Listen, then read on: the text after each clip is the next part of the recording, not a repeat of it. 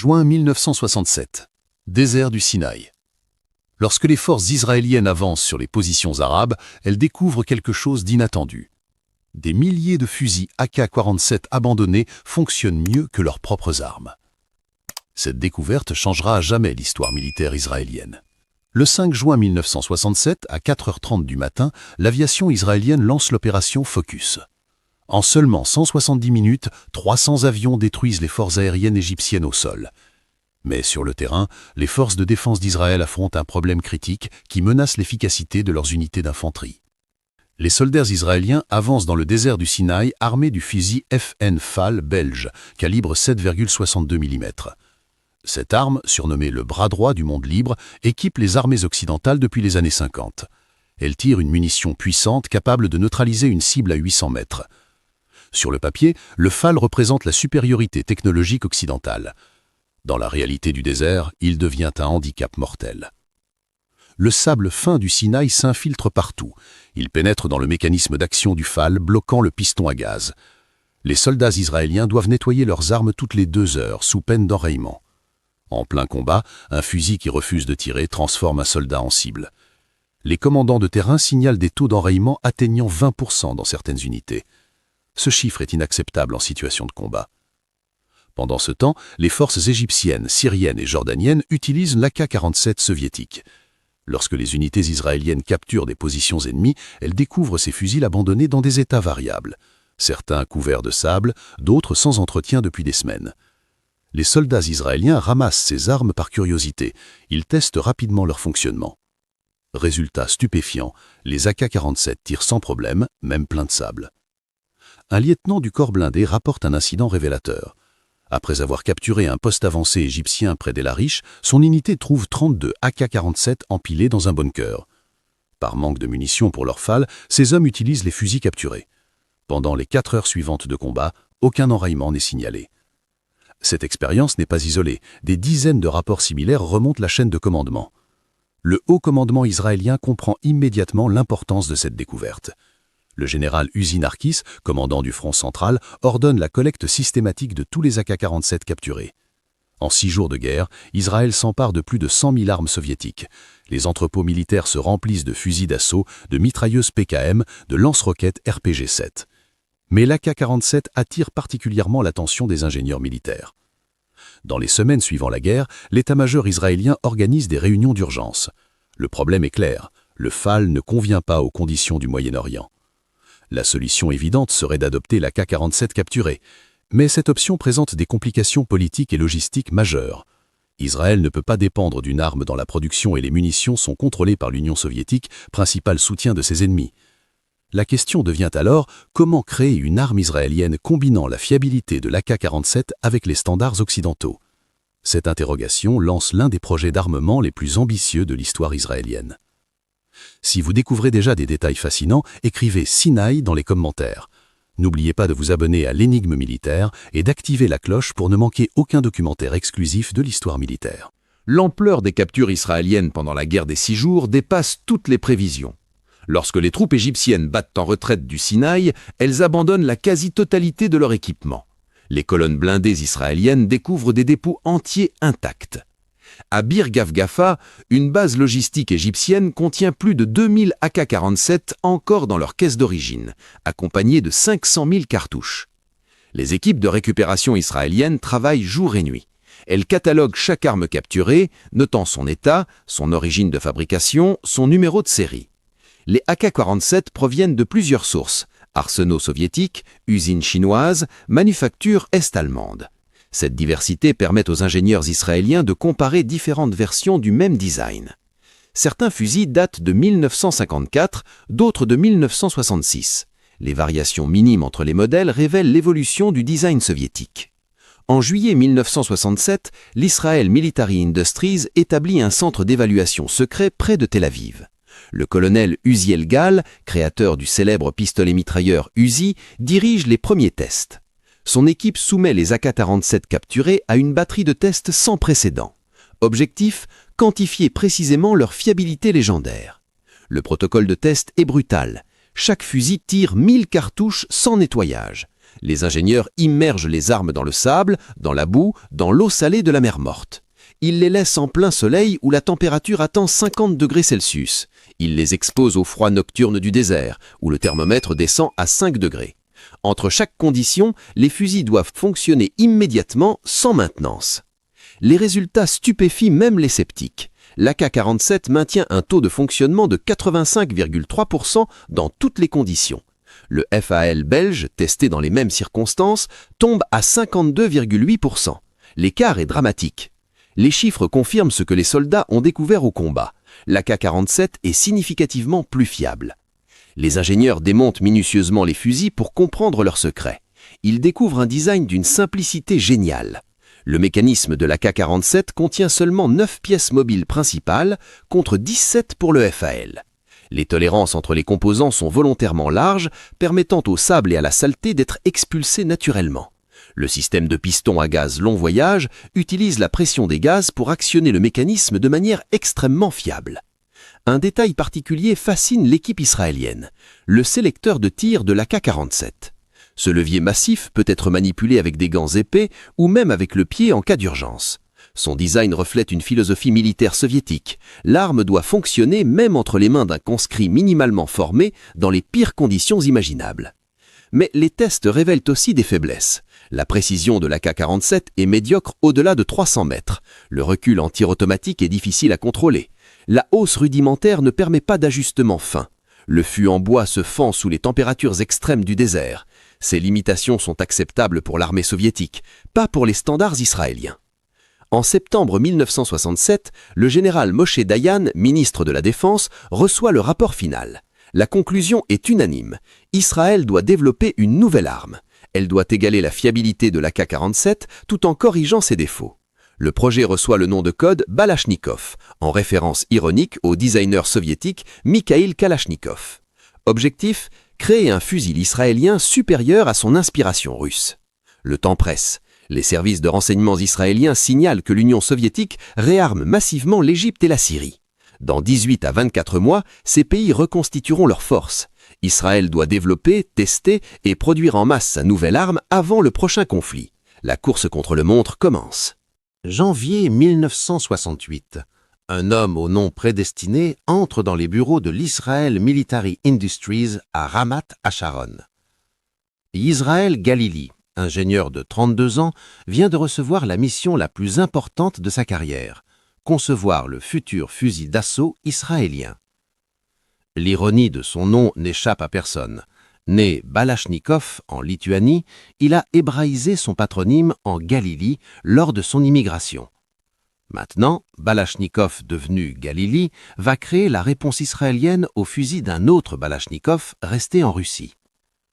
Galili n'est pas seul. Jacob Lior, ingénieur expérimenté spécialisé dans les systèmes d'armes automatiques, rejoint le projet comme co-concepteur. Ensemble, ils forment une équipe complémentaire. Galili apporte la créativité et la vision d'ensemble, Lior garantit la faisabilité technique et la production en masse. Leur bureau devient rapidement un laboratoire secret rempli de fusils démontés, de dessins techniques et de prototypes. Le cahier des charges. Janvier 1968. Un homme au nom prédestiné entre dans les bureaux de l'Israel Military Industries à Ramat Hasharon. Yisrael Galili, ingénieur de 32 ans, vient de recevoir la mission la plus importante de sa carrière, concevoir le futur fusil d'assaut israélien. L'ironie de son nom n'échappe à personne. Né Balachnikov en Lituanie, il a hébraïsé son patronyme en Galili lors de son immigration. Maintenant, Balachnikov devenu Galili va créer la réponse israélienne au fusil d'un autre Balachnikov resté en Russie. Galili n'est pas seul. Jacob Lior, ingénieur expérimenté spécialisé dans les systèmes d'armes automatiques, rejoint le projet comme co-concepteur. Ensemble, ils forment une équipe complémentaire. Galili apporte la créativité et la vision d'ensemble, Lior garantit la faisabilité technique et la production en masse. Leur bureau devient rapidement un laboratoire secret rempli de fusils démontés, de dessins techniques et de prototypes. Le cahier des charges est exigeant. Le nouveau fusil doit fonctionner dans le sable, la boue, l'eau. Il doit rester précis à 400 mètres. Il doit être facile à produire avec les capacités industrielles limitées d'Israël. Il doit utiliser les munitions OTAN standard de 5,56 mm, garantissant l'approvisionnement par les alliés occidentaux. Et surtout, il doit égaler ou surpasser la fiabilité légendaire de l'Ak-47. Les détails techniques que vous découvrez maintenant révèlent la complexité de l'ingénierie militaire. Restez jusqu'à la fin pour comprendre comment ce projet a transformé l'histoire des armes modernes. Galili et Lior commencent par étudier systématiquement l'Ak-47 capturé. Ils identifient les éléments clés de sa fiabilité, le système de piston à gaz long, les tolérances généreuses, la simplicité mécanique. Mais ils recherchent aussi l'inspiration ailleurs. Un fusil retient particulièrement leur attention, le RK-62 finlandais conçu par Valmet. Le RK-62 représente une évolution fascinante du design soviétique. Les ingénieurs finlandais ont pris le concept de l'Ak-47 et l'ont raffiné selon les standards scandinaves. Ils ont remplacé le récepteur en tôle estampée par un récepteur usiné dans un bloc d'acier massif. Cette modification améliore la précision en réduisant les vibrations. Ils ont redessiné la hausse pour des ajustements plus fins. Ils ont ajouté un garde-main tubulaire en polymère résistant au froid arctique. Galili visite secrètement en Finlande en mars 1968. Cette mission reste classifiée pendant des décennies. À l'usine Valmet de Turula, il examine en détail le processus de fabrication du RK-62. Les Finlandais, neutres dans la guerre froide, mais méfiants vis-à-vis de l'Union soviétique, acceptent tacitement de partager leur expertise. Cette collaboration discrète s'avère cruciale pour le projet israélien. De retour en Israël, Galili et Lior commencent à dessiner leur propre version. Leur approche est méthodique. Ils conservent le système de piston à gaz de l'Ak-47, éprouvé par des millions de cartouches tirées. Ils adoptent le récepteur usiné du RK-62 pour la précision. Ils conçoivent un nouveau sélecteur de tir plus ergonomique que celui de l'Ak-47. Ils intègrent un bipiode pliable directement dans le garde-main avant, augmentant la stabilité en position couchée. Mais ils ajoutent aussi des innovations uniquement israéliennes. Un abreuvoir pour bouteilles est intégré dans le garde-main avant, permettant aux soldats d'ouvrir leurs rations dans le désert. Le bipiode incorpore un coupe-fil, utile pour franchir les clôtures barbelées des positions ennemies. La poignée de transport peut servir de support pour lancer des grenades à fusil. Chaque détail reflète l'expérience pratique du combat. Pendant ce temps, un concurrent émerge. Uziel Dahl, créateur du pistolet mitrailleur Uzi, propose son propre design de fusil d'assaut. Son prototype utilise un système de recul retardé par rouleau similaire au HK-33 allemand. Une compétition interne s'organise. Les deux projets reçoivent des financements pour développer des prototypes fonctionnels. En août 1968, les premiers prototypes de Galili sont prêts. Les récepteurs proviennent temporairement de Finlande, car les machines-outils israéliennes pour usiner l'acier selon les spécifications requises ne sont pas encore opérationnelles. Cette dépendance initiale inquiète les responsables militaires, mais Galili assure que la production domestique démarrera d'ici 12 à 18 mois. Les tests préliminaires commencent dans le désert du Negev. 50 prototypes sont distribués à des unités d'élite, parachutistes, commando Sayeret Matkal, unités blindées. Les soldats reçoivent l'instruction de soumettre les armes aux pires conditions possibles. Pendant 3 mois, ces fusils traversent tempêtes de sable, immersion, choc, tirs soutenus. Les rapports affluent quotidiennement vers Tel Aviv. Les résultats préliminaires sont encourageants, mais révèlent des problèmes. Le mécanisme d'extraction des dousilles nécessite des ajustements. Le ressort récupérateur perd de sa tension après 5000 cartouches. La soudure du bipiode se fissure sous les impacts répétés. Galili et son équipe travaillent 20 heures par jour pour résoudre chaque défaut.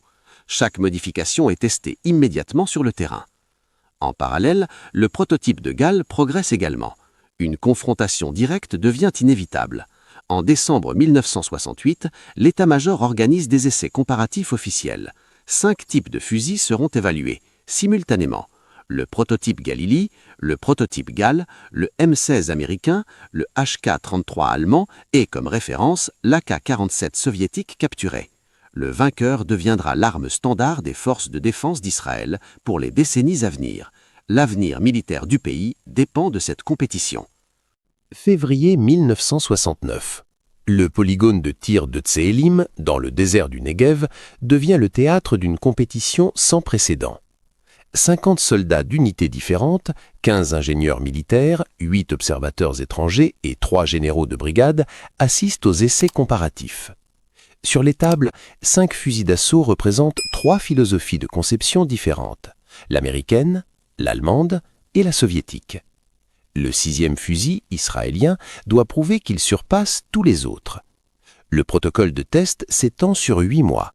Chaque arme tire 20 000 cartouches dans des conditions standardisées. Les ingénieurs mesurent la précision à 100, 200, 300 et 400 mètres. Ils chronomètrent la vitesse de rechargement. Ils comptent chaque enrayement, chaque défaillance mécanique. Mais surtout, ils soumettent les fusils à des épreuves extrêmes reproduisant 10 ans d'utilisation militaire normale. Le M16 américain, déjà utilisé massivement au Vietnam, montre immédiatement ses faiblesses dans le désert israélien. Son système d'action directe par gaz, où les gaz de combustion actionnent directement la culasse, accumule rapidement les résidus de poudre. Après 1000 cartouches sans nettoyage, son taux d'enrayement atteint 23%. Pire, plusieurs récepteurs en aluminium se fissurent sous la chaleur intense du désert. L'armée américaine reconnaît ces problèmes et travaille sur des améliorations, mais pour Israël, cette arme est éliminée. Le HK-33 allemand performe mieux. Son système à rouleau retardateur fonctionne correctement dans le sable. Sa précision impressionne les observateurs. Groupement de 8 cm à 100 mètres. Mais 2 problèmes surgissent. D'abord, son mécanisme complexe requiert un outillage spécialisé pour la maintenance, inadapté aux conditions de campagne. Ensuite, son coût de production est prohibitif. Heckler & Koch demandent $80 par unité, alors que le budget israélien vise $35 maximum. L'AK-47 soviétique, servant de référence, confirme sa réputation. Après 20 000 cartouches avec immersion régulière dans le sable, son taux de fonctionnement reste à 85%.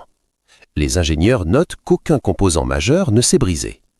Cependant, sa précision décevante à longue distance le disqualifie. À 400 mètres, les groupements atteignent 45 cm, inacceptable pour les standards israéliens. Le prototype de Gall, basé sur le système HK, démontre une excellente précision mais souffre des mêmes problèmes de complexité et de coût que l'arme allemande. De plus, plusieurs ressorts se cassent pendant les tests d'endurance. Gall demande 6 mois supplémentaires pour corriger ses défauts, mais le calendrier militaire ne permet aucun délai. Son design est mis de côté. Reste le prototype Galili. Les premiers résultats sont spectaculaires. À 100 mètres, les groupements mesurent 6,2 cm. À 400 mètres, ils restent sous 25 cm. Cette précision égale les meilleurs fusils occidentaux tout en maintenant la robustesse soviétique. Le système de piston à gaz, avec ses 6 entailles d'évacuation permettant aux saletés d'être expulsées automatiquement, fonctionne parfaitement. Les tests d'immersion révèlent l'innovation clé de Galili. Contrairement à l'AK-47 où le piston coulisse dans un tube fermé, le design israélien utilise un tube ouvert sur le dessus. Le sable entre mais ressort immédiatement sous la pression des gaz. Cette simple modification augmente drastiquement la fiabilité. Après immersion totale dans le sable fin, le Galili tire sans enrayement. Le M16 et le HK-33 requièrent un nettoyage complet pour fonctionner de nouveau. Les tests de chute sont particulièrement révélateurs. Chaque fusil est lâché d'une hauteur de 2 mètres sur du béton, puis doit tirer immédiatement. Le M16 subit une fracture du récepteur à la 5e chute. Le HK-33 survit, mais son mécanisme se dérègle. L'AK-47 et le Galili continuent de fonctionner après 15 chutes. La construction robuste du récepteur usiné en acier prouve sa supériorité sur l'aluminium américain. En août 1969, les résultats préliminaires sont compilés. Le Galili atteint un taux de fonctionnement de 96,1%, surpassant tous les concurrents. Mais les ingénieurs ne sont pas satisfaits. Ils identifient 3 modifications pour atteindre la perfection. Le ressort récupérateur est renforcé, l'extracteur reçoit un nouveau traitement thermique augmentant sa durabilité, le mécanisme de verrouillage de la culasse est légèrement redessiné pour réduire l'usure. Les tests reprennent en janvier 1970 avec ces améliorations. Cette fois, 30 prototypes modifiés rejoignent des unités opérationnelles pour des essais dans des conditions réelles. Parachutistes, commandos, unités mécanisées utilisent les Galili pendant la guerre douceur contre l'Égypte. Les retours sont unanimes. Un incident particulier marque les esprits.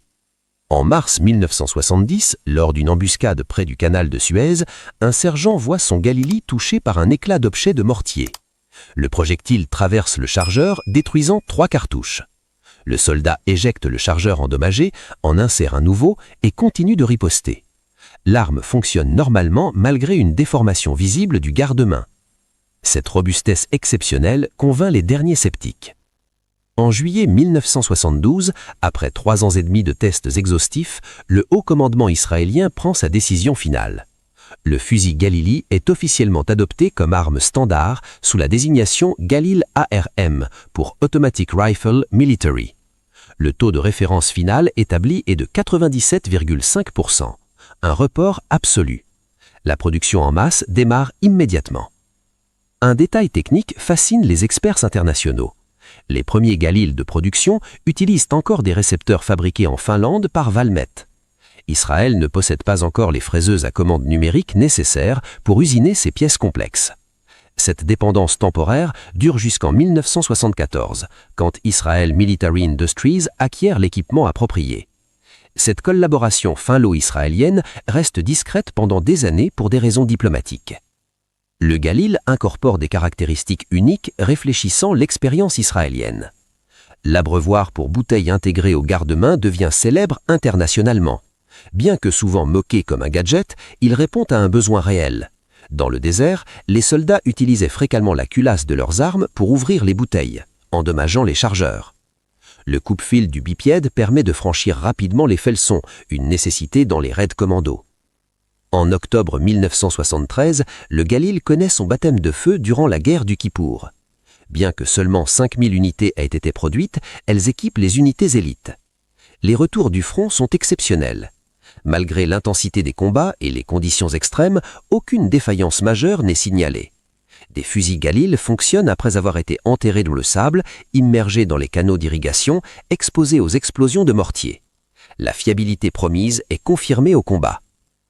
L'histoire du Galil révèle une vérité fondamentale de l'innovation militaire. Le meilleur design n'est pas celui qui invente tout de nouveau, mais celui qui combine intelligemment les meilleures idées existantes. Galili n'a pas volé l'Ak-47, il l'a perfectionné. Il a pris la fiabilité soviétique, la précision finlandaise et y a ajouté l'ingéniosité israélienne. Le résultat est une arme qui sert fidèlement pendant 30 ans. 1972 marque un tournant dans l'industrie d'armement israélienne. Le Galil devient le symbole de l'indépendance technologique militaire du pays. Israel Military Industries commence la production en masse avec un objectif ambitieux: fabriquer 100 000 unités en 5 ans pour équiper intégralement les forces de défense. Chaque fusil coûte $37 à produire, respectant le budget strictement contrôlé par le ministère de la Défense. Le Galil se décline rapidement en plusieurs variantes adaptées à différents rôles. Le Galil ARM, version standard avec bipède et poignée de transport, équipe l'infanterie régulière. Le Galil SAR, à canon court, rejoint les unités parachutistes et mécanisées où la compacité est cruciale. Le Galil MAR, version micro avec crosse pliante télescopique, devient l'arme favorite des équipages de chars et des commandos. Enfin, le Galil Sniper, avec canon lourd et lunettes optiques, sert de fusil de précision désigné au niveau de l'escouade. Mais une ironie historique majeure entoure le Galil.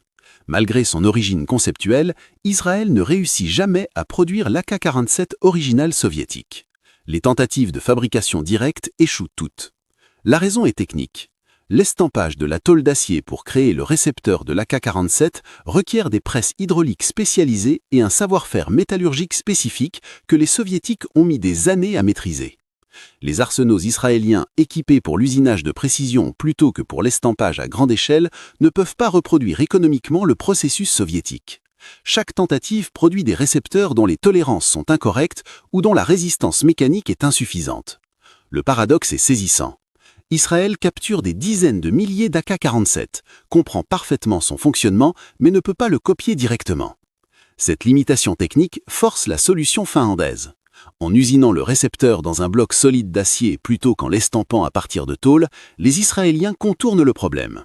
Bien que ce processus soit plus coûteux et chronophage, il produit un récepteur plus résistant et plus précis. Ce qui commence comme une contrainte devient un avantage. Le Galil surpasse structurellement l'Ak-47 grâce à cette faiblesse initiale. Sur le plan international, le Galil rencontre un succès d'exportation modéré mais significatif. L'Afrique du Sud adopte le fusil sous licence locale avec la désignation R4, produisant plus de 100 000 exemplaires entre 1982 et 1995. La Colombie achète des milliers d'unités pour équiper ses forces spéciales antinarcotiques, le Guatemala, l'Équateur et plusieurs pays d'Amérique centrale suivent. Même certains États américains l'utilisent pour leurs équipes SWAT. Cependant, en Israël même, le Galil connaît une adoption limitée.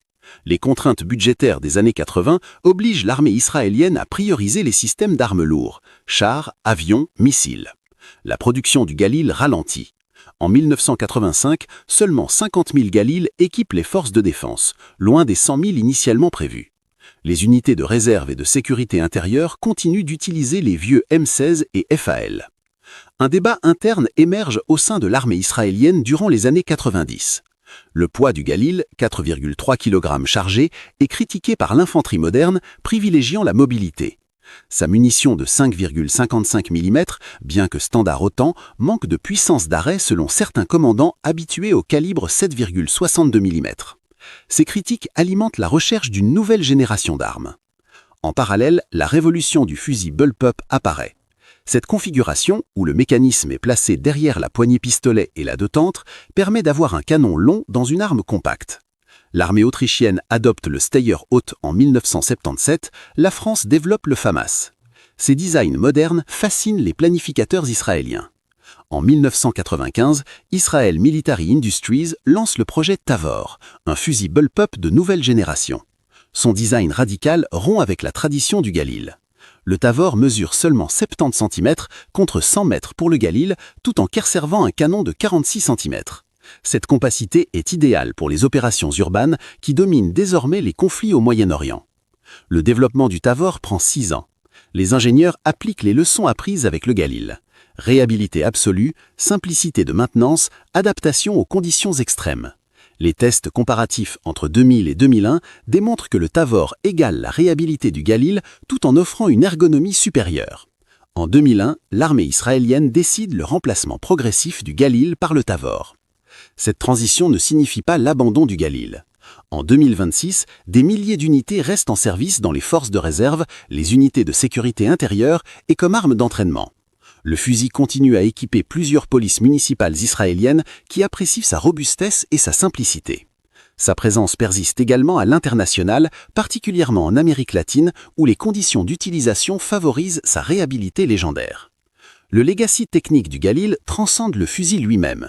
Les méthodes de test développées pour évaluer sa réhabilité deviennent des standards adoptés par d'autres fabricants.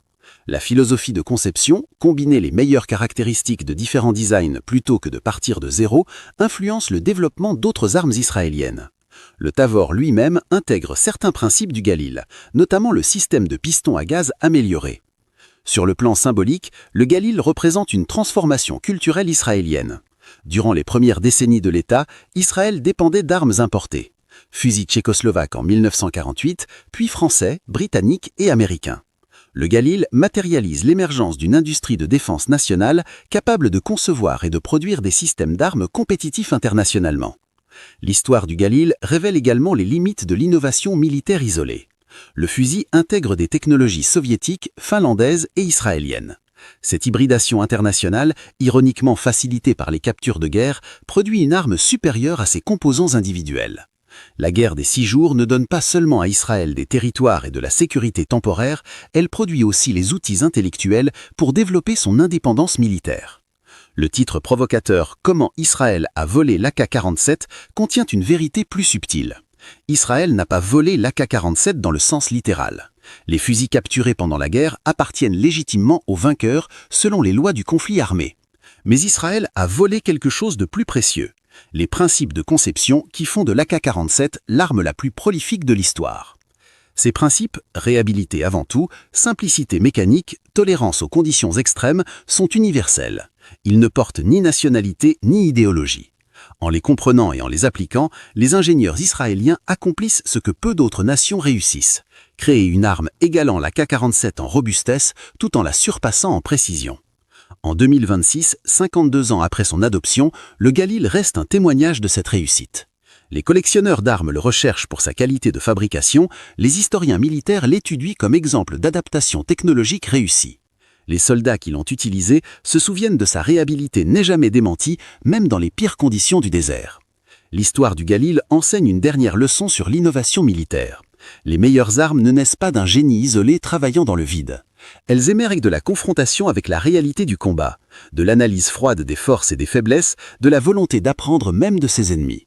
Mikhail Kalachnikov a créé l'Ak-47, Israël Galili l'a perfectionné. Ensemble, sans jamais se rencontrer, ils ont façonné l'histoire des armes d'infanterie du XXe siècle. Cette histoire démontre comment l'ingéniosité militaire transforme la défaite tactique en victoire technologique. En 1967, l'armée israélienne découvre que les armes de ses ennemis surpassent les siennes. En 1972, elle produit un fusil supérieur à tous ses concurrents. Cette transformation en 5 ans révèle l'importance de l'adaptabilité stratégique. Le Galil illustre un principe fondamental du développement militaire. L'innovation ne signifie pas toujours inventer du nouveau. Parfois, la vraie intelligence consiste à reconnaître ce qui fonctionne déjà, à comprendre pourquoi et à améliorer le concept. Israël n'a pas volé l'Ak-47, il a compris ses principes et créé quelque chose de meilleur. Que pensez-vous de cette approche de développement militaire? Pensez-vous qu'apprendre des armes ennemies capturées est une stratégie légitime? Partagez votre perspective dans les commentaires. Si ce documentaire vous a appris des faits historiques que vous ignoriez, abonnez-vous à l'Énigme militaire pour découvrir d'autres histoires fascinantes de l'histoire militaire mondiale. Activez la cloche de notification pour ne manquer aucune de nos analyses documentaires. Le prochain épisode révélera un autre chapitre méconnu de l'ingéniosité militaire moderne.